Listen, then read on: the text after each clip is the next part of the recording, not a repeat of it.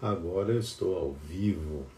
Espero que esteja ao vivo no YouTube e no Instagram. Você sabe que eu, de vez em quando, derrapo nessa tecnologia fantástica, maravilhosa, mas nem sempre eu consigo dominar. Mas nesses minutinhos que nos afastam da nossa live de hoje sobre símbolos e imagens, eu quero dizer a vocês que me espanta muito como nós ainda ignoramos o conceito de espírito, né? Ainda comparamos a palavra com algo etéreo, sobrenatural, fantasmagórico, imponderável, né? No entanto, o termo deve ser aplicado ou significado pessoa. Espírito é pessoa, é ser humano. Toda vez que você ouvir a palavra espírito, você pense numa essência que se revela como pessoa, que se revela como humano. O animal não é um espírito. O animal possui um princípio que se tornará espírito, porque a palavra espírito deve ser associada a ser humano. Ser humano. Então não pense em fantasma. Não pense, saia desses protocolos psíquicos que foram criados, associados à palavra espírito. Então, estão dizendo que o meu YouTube está sem som? Tenho certeza, vocês? De novo? Alguém pode me dizer se tem som no meu YouTube ou não tem som? Será? Podem me... Está sem som, Ana? Que negócio é esse? Que problema é esse que eu não consigo resolver? Tem certeza que não tem som? Como não? Estou vendo aqui que tem gente assistindo. Não tem som. Não tem. De novo. Gente, como é que pode isso, hein? Não tem som. Compartilhar ideia. E agora tem som? Sem som no YouTube. Toda vez é isso. Eu vou continuar e vou depois. Chegou o som?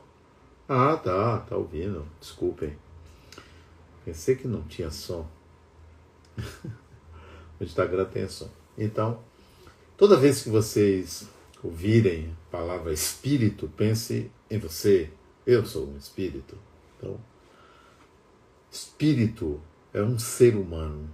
Com carne ou sem carne, é um ser humano. Seja um vulto, seja uma sombra, é um ser humano. Seja uma luz, é um ser humano. Pense assim.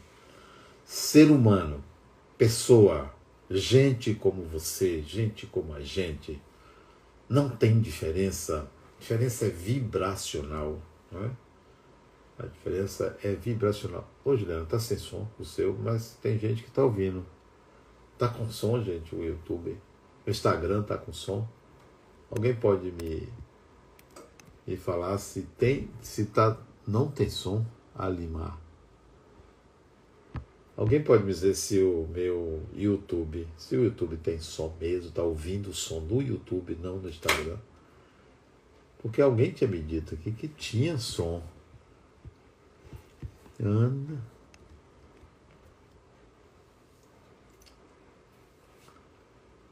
O YouTube não tem som, né? No Instagram eu sei que tá ok. No YouTube não tem som. Eu sei que o Insta tem som, mas eu quero saber o YouTube. O YouTube tem som. O YouTube tá sem som, Alimar. Alguém tá ouvindo som no YouTube? Eu quero saber disso. Porque senão eu vou continuar falando e depois eu faço como fiz na semana passada. Eu coloquei som. Peguei o som do Instagram, joguei pro YouTube e ficou no ar com som. O Instagram não precisa vocês dizerem que tem som, que eu já sei. Eu falei, YouTube, tem ou não tem som no YouTube? A questão é YouTube. Esqueça o Instagram, que eu sei que tem som. YouTube tem som? Não, né? YouTube. Instagram eu sei que tem som. Não precisa dizer. Então, vai ficar assim. E eu vou, digamos assim, eu vou depois pegar o som do Instagram e jogar no YouTube. Algum problema no meu computador, porque a semana passada foi a mesma coisa. Mas eu vou fazer o seguinte, da próxima vez eu vou testar antes. Para evitar que isso aconteça de novo, tá? O YouTube está sem som. Então, quem está no YouTube, migre para o Instagram do Instituto, que amanhã eu vou colocar o som no YouTube, né? Mas por enquanto assista pelo Instagram. Então vamos começar a nossa live de hoje. É sobre símbolos e imagens. É um assunto muito delicado e importante porque a maioria das pessoas não tem essa visão, esse conceito do que é símbolo, do que é imagem. Também tem uma diferença entre símbolo e sinal, símbolo e marca. Quando você vê uma marca de um produto, aquilo não é um símbolo, não é símbolo do produto, é marca. Símbolo é algo que aponta para um desconhecido. Tudo que você não conhece, a sua mente cria um símbolo, gera automaticamente um símbolo. Então, quando lá no período das cavernas o primitivo não sabia o que tinha na floresta, ele imaginava monstros. Então, os monstros imaginados na floresta eram símbolos. Símbolo da escuridão, símbolo do inconsciente, símbolo do medo, símbolo daquilo que não poderia ser visto porque não era conhecido.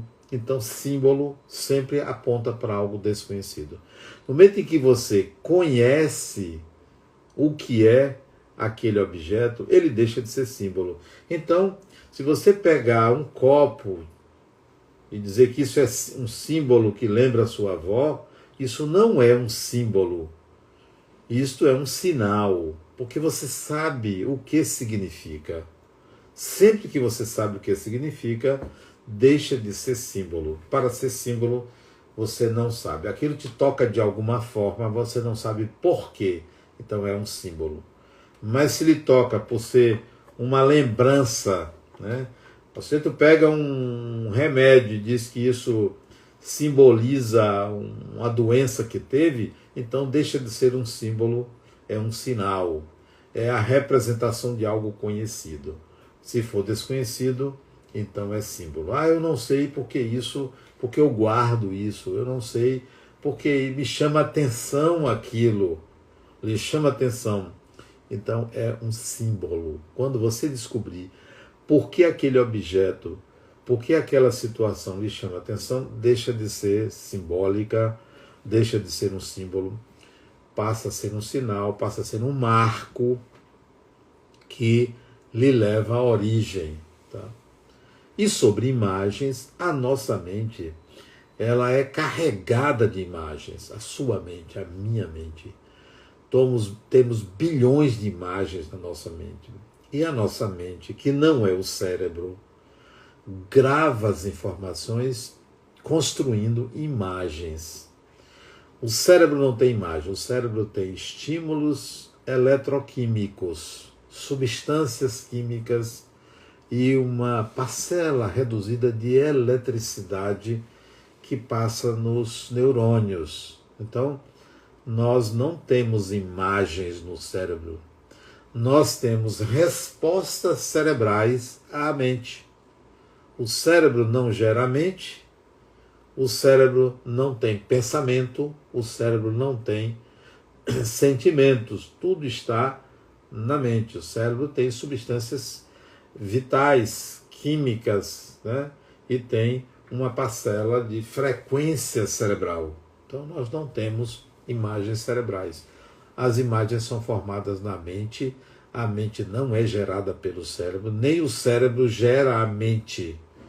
O cérebro é um órgão, é um aparelho para comandar um corpo e especialmente para ser capaz de acessar a frequência da consciência que está na mente, da frequência da consciência, ou o eu. Bom, então sua mente tem muitas imagens. Tudo que você vive, tudo que você vê, tudo que você experiencia, tudo que você sente, isso forma uma configuração, forma imagem que, associada à emoção, é gravada na mente. Então, tudo que você vive e vive emocionalmente é gravado em sua mente automaticamente, seja conscientemente, seja inconscientemente. Então, nós pensamos por imagens, nós formamos ideias associando imagens, nós emitimos comportamentos a partir de imagens que foram geradas no inconsciente, na consciência e chega ao ato. Então, pense sempre que tudo que você vive, tudo que você faz, tudo que você elabora contém imagens. Ninguém sobrevive sem imagens. O inconsciente é feito, é gravado com imagens. Então, imagens são profundamente abundantes no inconsciente, na consciência. Então, quando você quer gravar uma coisa, é simples, associe uma emoção, porque a imagem tem uma parcela emocional. Se é só memória, se é só racional, nem sempre você vai conseguir gravar ou lembrar. Mas se você associar uma emoção, você grava. Um exemplo clássico disso, de imagem gravada, é que você pode lembrar algo que aconteceu especificamente num dia do ano passado. Se você quiser, que fosse seu aniversário, você pode lembrar. Por quê? Porque tem uma emoção, seja agradável, seja desagradável. Como também você pode lembrar outros dias em que você teve emoções, sejam boas, sejam ruins. Então nós nos lembramos sempre de assuntos que nos trazem emoção. Quando uma pessoa grava uma fórmula matemática, por exemplo, eu gravo muitas fórmulas matemáticas, eu sempre gostei de matemática. Por que eu gravo? Porque eu gosto do assunto. Quanto mais você gosta de uma coisa, você está associando uma emoção a um assunto. Aí você tem facilidade de gravar. Mas se você já não gosta da disciplina, do assunto, do tema, você vai ter dificuldade de gravar aquele tema. Então lembre-se que imagem e emoção estão muito associados. Quer lembrar, se emociona. Por que a pessoa lembra do dia que começou a namorar, do dia que terminou, do dia que assistiu um filme maravilhoso? Porque tem emoção junto. Então lembre-se que lembrar é trazer uma emoção de volta à consciência.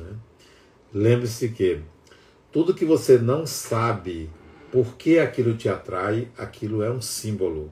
Está associado a um evento anterior. Seja anterior dessa vida, seja anterior de outras vidas. Por exemplo, eu sempre fui aficionado, eu sempre gostei, eu sempre tive vontade de fazer, vontade de vivenciar, de pilotar um avião. Mas eu não me dediquei a isso, mas sempre gostei de avião. Eu me imaginava pilotando um caça, mas eu não fiz isso no passado. Imaginava, aqueles filmes de Top Gun, sempre gostei daqueles filmes pelos aviões, Quando eu vejo porta-aviões, aqueles navios que carregam muitos aviões, eu fico aficionado. E eu fiquei me perguntando, se eu não fui piloto na vida passada, não participei da Segunda Guerra Mundial, porque eu sei qual foi, onde eu estava na Segunda Guerra Mundial e o que eu fazia naquela época, Eu estava desencarnado, eu não estava encarnado. E o que eu fazia? Eu não estava presente no cenário de guerra, não estive, eu desencarnei lá atrás, em 1924. Então, eu desencarnei ali naquele período e só reencarnei em 55. Então, durante a guerra eu não vivi isso. Então, por que essa fixação por aviões? Que não é uma fixação que me levou a fazer curso de piloto, nem pilotar, porque eu não tive habilidade para isso, nem condições para isso, não me dediquei. Me dediquei ao estudo, a ser professor, a ser engenheiro. Mas eu consegui captar por que aquilo era um símbolo, né? A aviação era um símbolo. Mas eu consegui captar a razão pela qual aquele símbolo se dissolveu, porque eu entendi a fixação. Eu entendi. Porque na época em que a aviação começou a acontecer, em Paris, né? E nos Estados Unidos tem aquela velha disputa entre os irmãos Wright lá nos Estados Unidos e Albert Santos Dumont lá em Paris, quase que na mesma época, né? Um patenteou, o outro não patenteou, um usou uma catapulta, o outro não usou catapulta. Tem uma série de discussões sobre quem é o pai da aviação, a mim não importa, mas eu vivi a emoção daquele momento, né?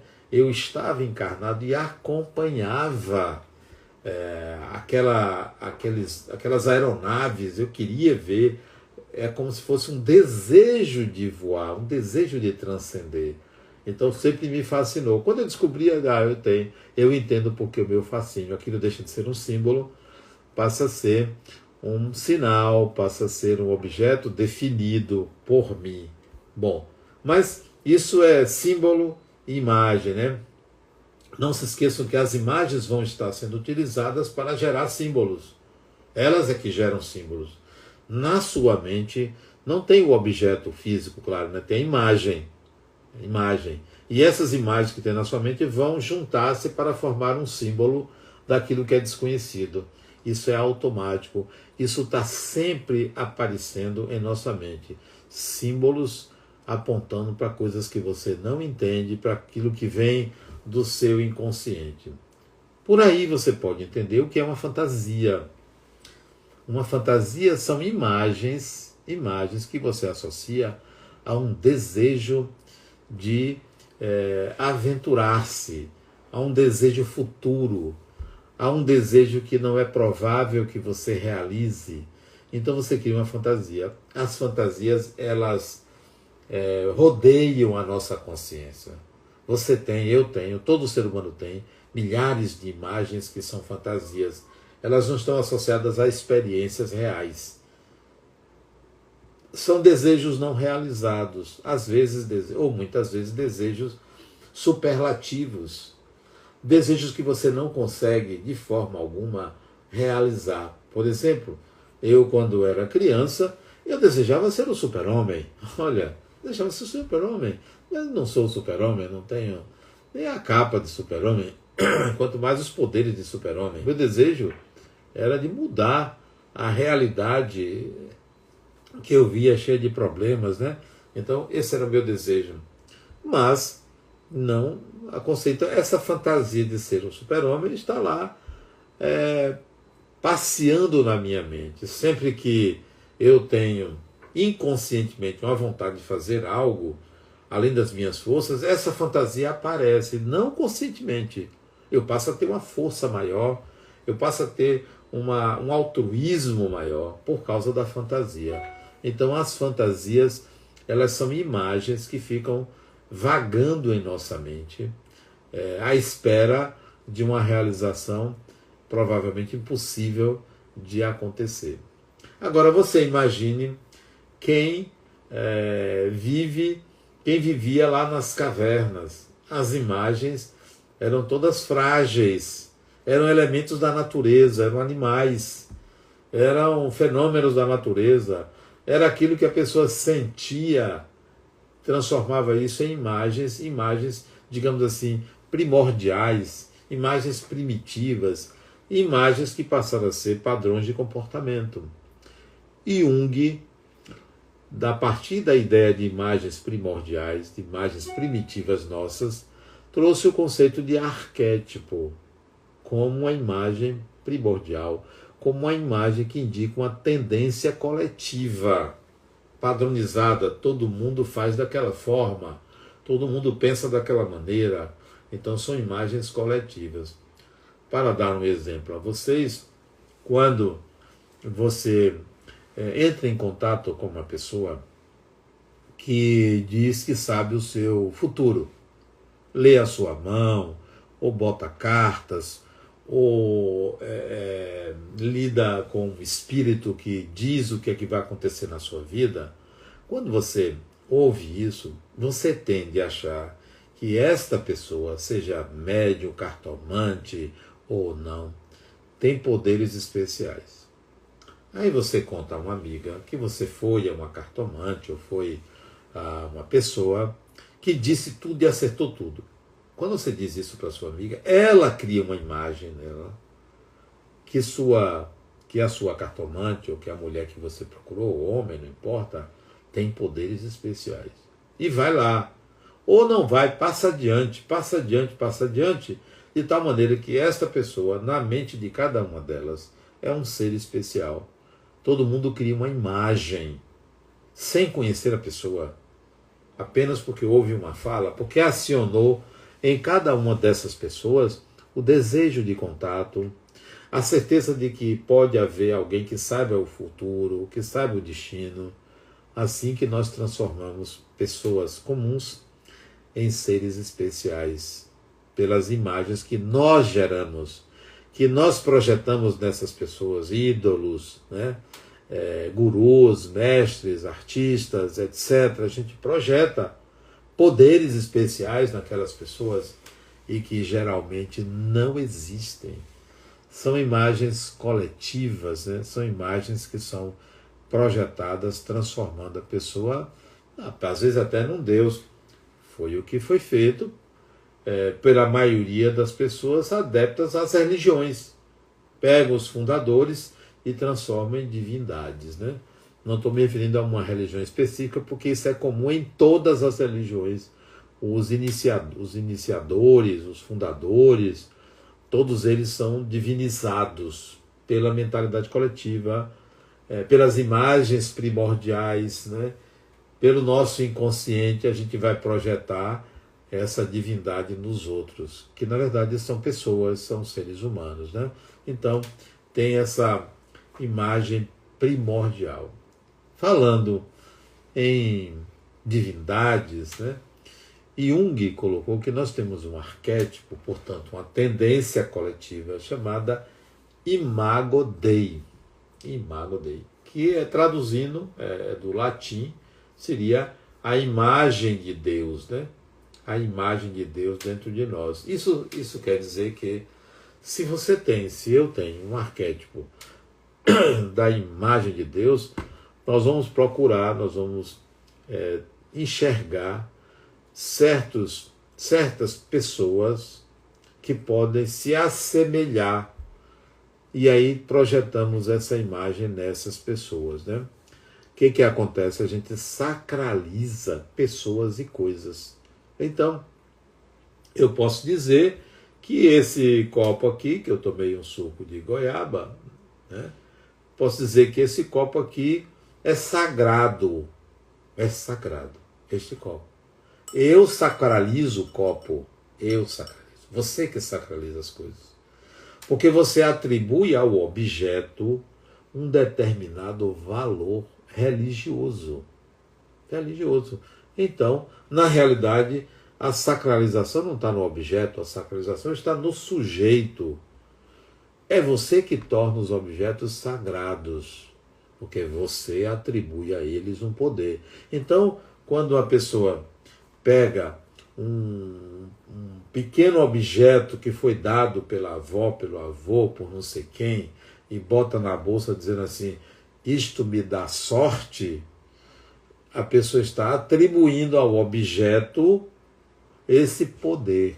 A mesma coisa nós fazemos com os objetos religiosos, de qualquer religião.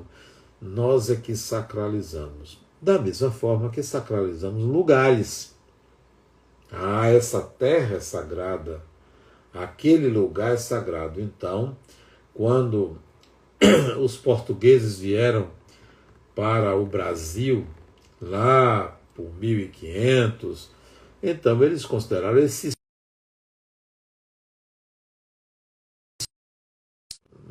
mas não era sagrado, foi atribuído uma sacralização ao solo, àquele lugar.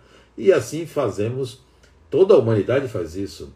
Sacraliza templos, né? Você pegava lá na Grécia Antiga, na Roma Antiga, o templo dedicado ao deus Apolo era um lugar sagrado. O templo dedicado a deus Afrodite era um lugar sagrado. Depois tudo foi destruído. Alguns se mantêm algumas ruínas. A sacralização era feita por um povo, era feita coletivamente. Então, você sacraliza as coisas, eu sacralizo as coisas.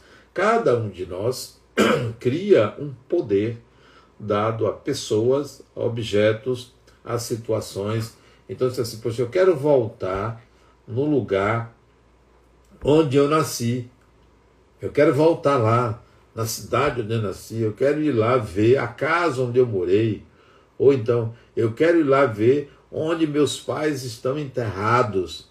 Então, esse é sacralizar, como se o espírito estivesse ali. Não tem ninguém ali.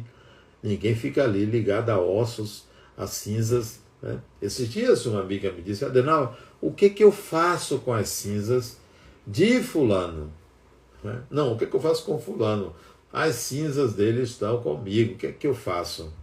Como se a pessoa estivesse ali nas cinzas. Não, as cinzas é matéria, não tem ninguém ali.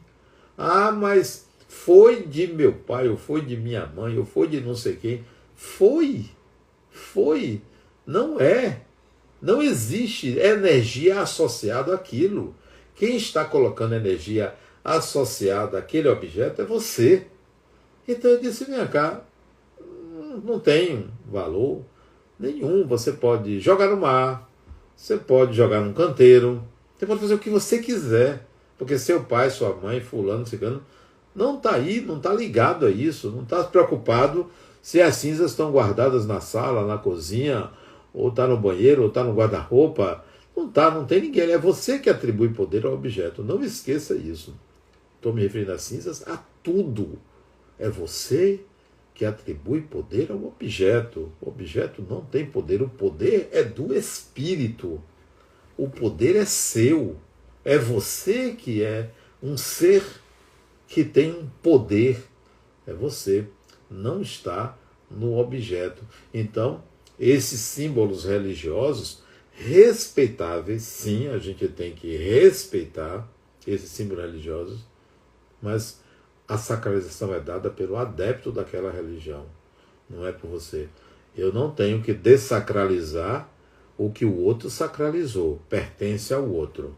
Eu posso dessacralizar o que eu sacralizei. Eu posso retirar o poder que eu atribuo ao objeto e trazer de volta para mim. Traga de volta para você o poder que você atribuiu. Existem símbolos sagrados no mundo inteiro. Símbolos sagrados do judaísmo, do cristianismo, do islamismo, do candomblé, do hinduísmo. Ok? Isso pertence aos seus adeptos. Mas eu não preciso sacralizar absolutamente nada. Porque para mim o que existe de sagrado, ou tudo é sagrado, porque tudo vem de Deus, ou nada é sagrado. Nada, absolutamente nada. A não ser, talvez, a única coisa, sinceramente. A única coisa que eu sacralizo, a única, e que não é coisa, é o ser humano.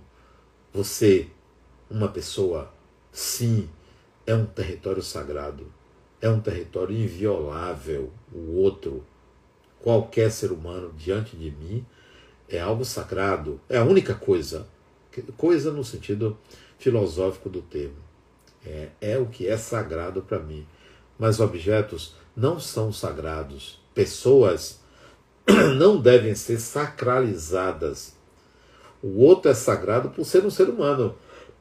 Mas todo ser humano é sagrado, entendeu? Não é aquela pessoa só, todo ser humano é a única coisa. O mais não há que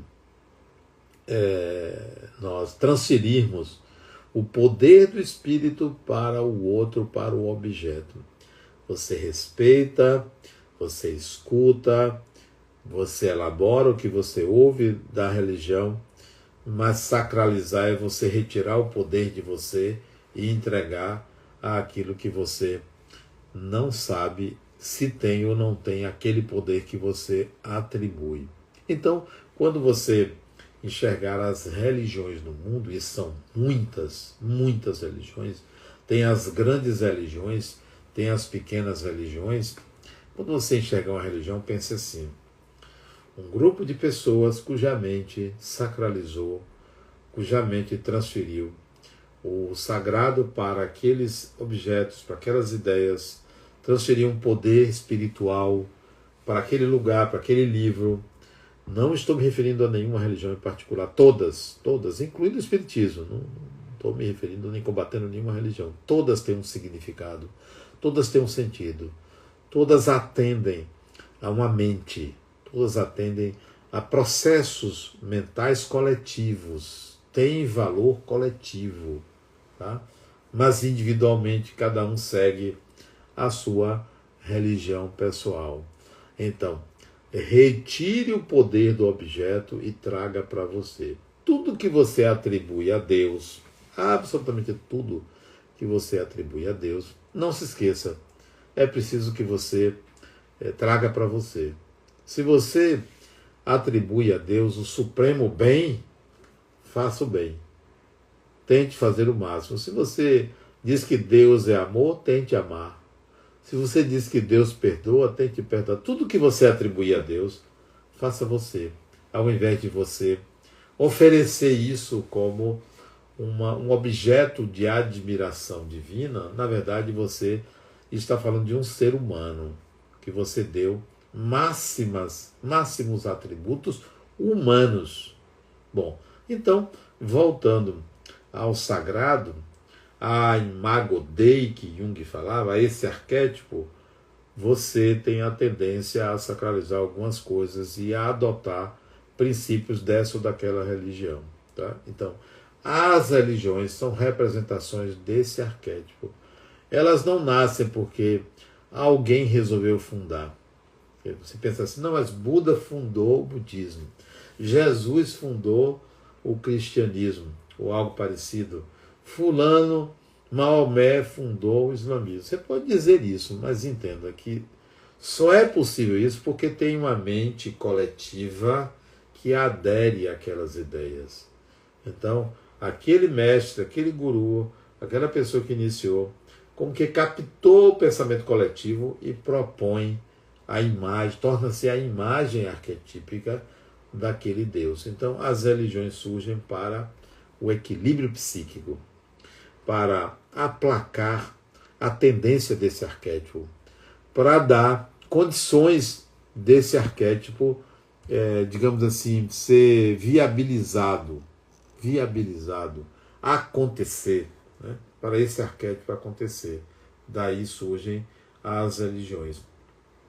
Naturalmente, o personagem, você, a pessoa, adere a uma religião, porque encontra um caminho, encontra referenciais dentro de si, que reconhece naquele discurso, nas imagens projetadas, como algo que ressoa dentro de si.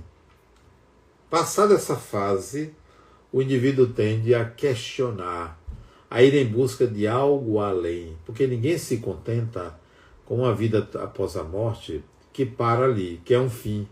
Se você acredita numa vida após a morte, você tem que continuar, logicamente, pensando que depois tem o depois. Que depois tem o depois. Então, a tendência é você querer mais do que a religião coletiva. A tendência é você sair dessa visão arquetípica, simbólica, e buscar algo pessoal, algo que atenda especificamente a você. E aí você vai manejar os símbolos que vêm daquele arquétipo da Imago Dei. Vai manejar, vai utilizar esses símbolos sem se deixar ser vencido por eles. Porque se você é vencido, vencida pelo símbolo arquetípico, pelo símbolo religioso, que aponta para algo desconhecido, você se aliena, porque você se entrega ao símbolo. Você não sabe por que aquilo acontece, se chama dogma. Quem adere a um dogma se aliena, porque entrega ao dogma o próprio saber. Então, a tendência é você ir em busca de algo além do que a religião coletiva lhe oferece, que eu chamei de religião pessoal. Escrevi um livro com esse nome, Religião Pessoal, que é a tendência da humanidade, é cada ser humano estabelecer o que é sagrado para si, o que é transcendente para si, o que é a continuação da vida depois da morte para si, e não aderir a uma imagem coletiva. As imagens coletivas tendem a evitar, a impedir que você perceba a sua singularidade. É aquela questão do espírito que eu falei. Pintaram a ideia de que espírito é fantasma, então isso é uma imagem coletiva, dificulta uma percepção de que você é um espírito, todos somos espíritos, e há uma continuidade do eu. Ok? Hoje, então, nós vamos ficar por aqui. Próxima semana nós vamos falar dos mitos. Os mitos, o que são os mitos, né? Vamos falar disso, tá bom? E aqueles que não puderam acompanhar pelo YouTube, por causa da falta de som, eu vou fazer a mesma coisa que eu fiz a semana passada. E prometo a vocês que eu vou tentar resolver esse mistério dessa mudez no YouTube, tá? Grande abraço para você, até a semana que vem.